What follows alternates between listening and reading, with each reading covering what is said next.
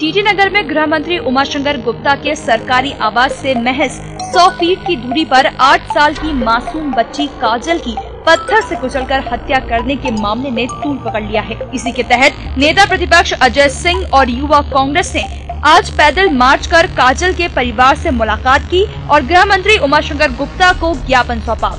Police प्रशासन ने कोई अप्रिय घटना से बचने और सुरक्षा की दृष्टि से गृह मंत्री के आवास से काफी दूरी पर ही बैरिकेड्स लगाकर युवा कांग्रेस के कार्यकर्ताओं और अजय सिंह को रोक दिया। यहां कांग्रेसी कार्यकर्ताओं ने जमकर नारेबाजी की और गृह मंत्री के इस्तीफे की मांग की। खास तौर से जो हाल में गृह मंत्री के घर के 100 मीटर के अंदर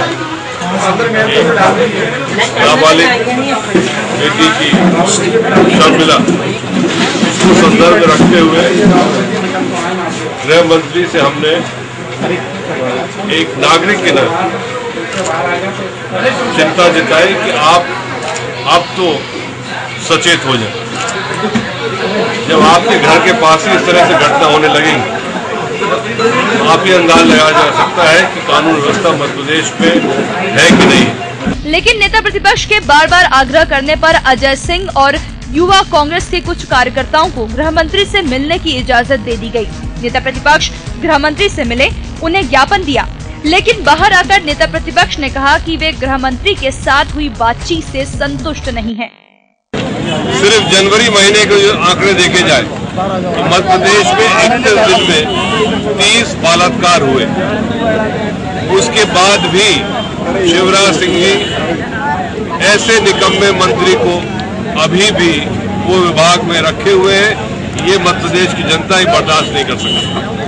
विधानसभा के अंदर मैंने सदन के अंदर कहा था कि जब तक श्री गुप्ता जी गृह मंत्री रहेंगे तो पुलिस कर्मचारी थाने में पिटेंगे और बलात्कार और इस तरह की घटना बढ़ती जाएगी, लेकिन कोई यहाँ पर सुनवाई नहीं। जब इस मामले पर गृह मंत्री से बात करनी चाहिए तो पहले गृह मंत्री काफी समय तक बाहर ही नहीं आए।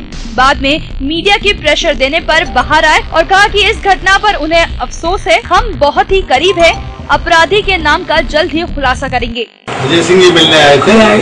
कल की घटना को लेकर उनका कहना था कि कानून व्यवस्था के बारे में उनके साथ प्रतिनिधिमंडल थे और मैंने उनको बताया है कि जो घटना हुई है आप जितनी चिंतित हैं, सरकार भी उतनी ही चिंतित है और विभाग को इस घटना को पढ़ते हैं और बहुत सख्ती से तफ्तीश भी कर रहे हैं और मुझे लगता है कि बहुत जल्दी हम संबंधित हत्यारे तक पहुँच जाएंगे और ये घटनाएं नहीं हो इसके लिए सरकार लगातार प्रयत्न कर रही है। घटनाओं को रोकने के लिए सरकार के प्रयास और आप सबके सहयोग के साथ जनता का भी सहयोग। सर, अजय सिंह ने बाइट में ये भी बोला है कि अगर आपकी आज्ञा हो जी तो जन जागरण की भी जरूरत है, इसमें आप सबके सहयोग की जरूरत। सर, इस मामले में किसी को हिरासत में लिया अभी तो मुझे जानकारी नहीं। सर, अजय सिंह ने कहा कि जो बातचीत हुई उससे वो संतुष्ट नहीं है। ये अब कई बार विपक्ष संतुष्ट हो जाए तो फिर मामला ये भी कहा आप क्या पीड़ित परिवार से मिलेंगे? आप अभी तक किसी भी परिजन से मिले क्या पीड़ित परिवार से? नहीं जी, मैंने रात को 12 बजे उज्जैन से लौटा, तत्काल बात कर उनके परिवार से मिला, उनके पिताजी से, उनके भाई से, उनकी भाभी से और सुबह अंत्येष्टि के लिए जब वो ले गए थे बतौरा उस समय मैं गया था। अंत्येष्टि के समय में था, उस समय उनके हमारी जो मृतक लड़की है उसके दादा भी अशोकनगर से आ गए थे और उनके सभी भाई परिवारजन थे, सब समझ। सर, आपने अभी बोला किसी को हिरासत में लेने की खबर नहीं है। अजय सिंह जी ने बोला 99% केस लगभग सॉल्व है और शाम तक खुलासा कर देंगे। इससे मैं कब मना कर रहा हूँ? तो हिरासत में नहीं और आपको चल रही है। मुझे लगता है शायद मैं जो कह रहा हूँ कि काफी निकट है हम, हिरासत में लेकर ही निकटता नहीं होती मेरे मित्र। जब आदमी पे कोई बात नहीं हो जाती तो हिरासत में। तो कांग्रेस कल से आपका इस्तीफा मांग रही है?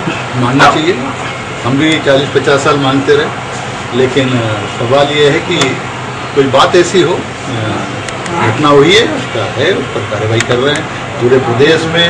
अब मैं इस समय राजनीतिक बातें नहीं करना चाहता, इन परिस्थितियों में आपसे बात कर रहा हूँ।